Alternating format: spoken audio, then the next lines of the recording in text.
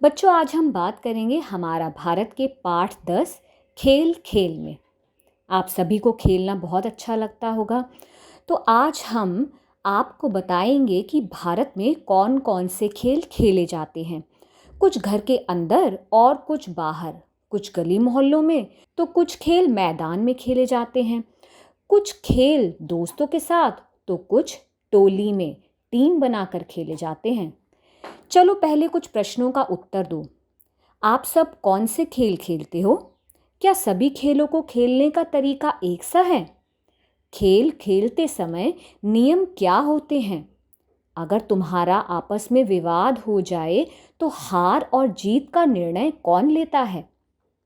क्या तुम्हारे गली मोहल्ले और दूसरे राज्यों और देशों में एक जैसे ही और एक तरीके से ही खेल खेले जाते हैं? असल में हार जीत से ज़्यादा ज़रूरी है खेलना। तो चलो कुछ खेलों के बारे में चर्चा करें। सबसे पहले हॉकी। इस खेल की शुरुआत 19वीं शताब्दी के अंत में इंग्लैंड में हुई। 1928 में हमारी भारतीय टीम ने पहली बार ओलंपिक में भाग लिया और स्वर्ण पदक भी जीता, और तभी से ये भारत का राष्ट्रीय खेल बन गया।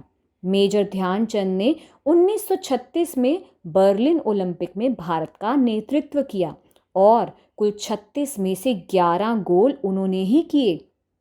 इसीलिए तो उन्हें हॉकी का जादूगर कहा जाता है। सबसे पहले 1980 में महिला हॉकी को ओलंपिक में शामिल किया गया। अब बात करते हैं कबड्डी की। कबड्डी को हुतुतु भी कहा जाता है और भी इसके बहुत सारे नाम हैं। भारत, पाकिस्तान, जापान, बांग्लादेश यानी एशिया के बहुत सारे देशों में ये एक लोकप्रिय खेल है। इसमें दो टीम एक लाइन के दोनों ओर खेलती है और रेफरी का निर्णय मान्य होता है। एक टीम का एक खिलाड़ी कबड्डी कबड्डी कहता हुआ दूसरी टीम के पाले में जाता है और एक ही सांस में उस टीम के किसी खिलाड़ी को छूकर वापस आना होता है। जिसे छू दिया वह खिलाड़ी बाहर हो जाता है, और अगर उसने विपक्ष के पाले में सांस ले ली तो वह खुद ही बाहर हो जाता है। जिस टीम के सभी खिलाड़ी आउट हो जाते हैं वो हार जाती है और दूसरी टीम विजेता होती है। चलो बात करते हैं शतरंज यानी चेस के बारे में। शतरंज का जन्म हमारे भारत में ही हुआ था और इसको चतुरंग के नाम से जाना जाता था। इसमें दो खिलाड़ी खेलते हैं। बहुत ध्यान से एक बिसात यानी चेस बोर्ड पर एक खिलाड़ी अपनी 16 काली और दूसरा खिलाड़ी अपनी 16 सफ़ेद मोहरों के साथ चाल चलता है।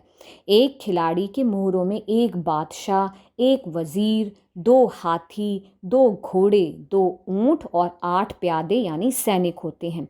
भारत से यह खेल फ्रांस, अरब और यूरोप के देशों में पहुंच गया और इसे नाम मिला शतरंज।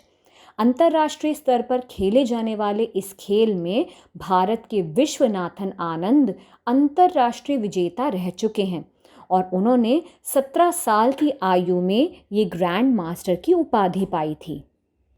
क्या तुम्हें पता है कि खेलों से हमें बहुत अनमोल खजाना मिलता है?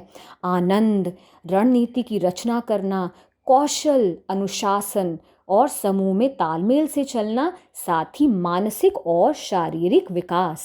आज हमने जाना हॉकी के बारे में, कबड्डी के बारे में और शतरंज के बारे में। अब इन वर्कशीट्स में जहाँ जहाँ खाली स्थान है वो तुम्हें भरना है। शतरंज खेलने की बिसात यानी कि चेस बोर्ड गत्ते पर बनाओ।